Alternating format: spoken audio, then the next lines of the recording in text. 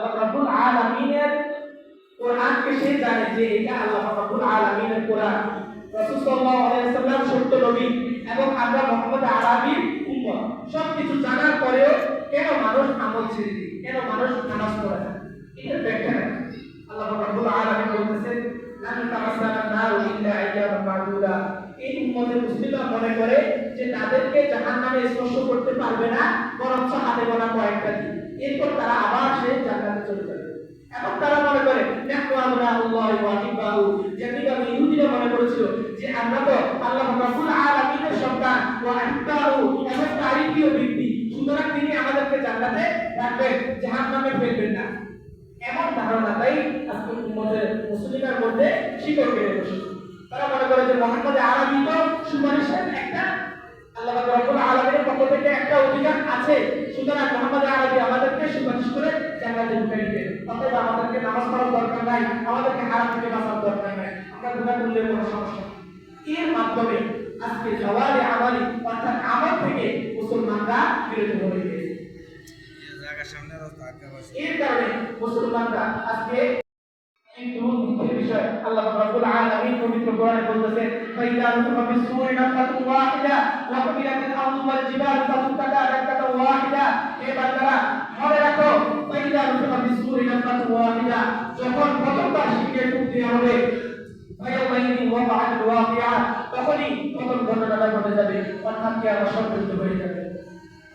ওয়া কুবিলাতিল আরদু ওয়াল জিবালু ফাতুক্কাতা দাক্কাতান ওয়াহিদা, এবং পাহাড় এবং জমিনগুলো ধুলোবালির মতো উঠতে থাকবে, বল করা হবে। ওয়াকুবিলাতিল আরদু ওয়াল জিবালু ফাতুক্কাতা দাক্কাতান ওয়াহিদা, চূর্ণ বিচূর্ণ করে দেওয়া হবে। অন্য আয়াতে বলা হয় কাল্লা ইযা দুক্কাতিল আরদু দাক্কাতান দাক্কা ওয়া জাআ রাব্বুকা ওয়াল মালাকু সাফফান সাফফা।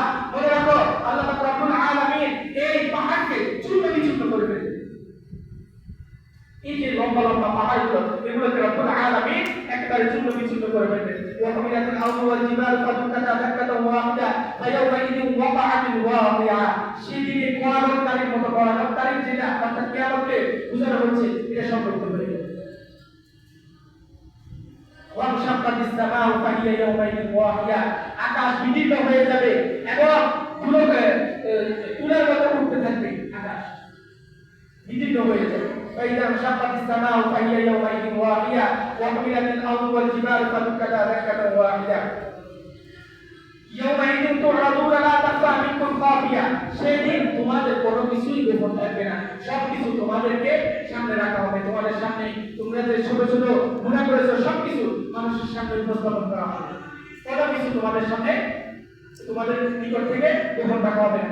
আম্মা মান উতিয়া কিতাবাহু বিয়ামিনি ফায়াকুলু হা উকরাউ কিতাবিয়া, কিন্তু এদের মধ্য থেকে যাদের আমলনামা ডান হাতে দেওয়া হবে তারা বলবে, এই আমলনামা নিয়ে অন্য ব্যক্তিদের কাছে নিয়ে বলবে, এই দেখো দেখো আমার আমলনামাটা পড়ে দেখো, আমি আগে থেকে জানতাম আমার আল্লাহ আমাকে অবশ্যই অবশ্যই সাক্ষাৎ দিবে এবং আমার হিসাব দিবে, এই কারণে দেখো আমার আমলনামা।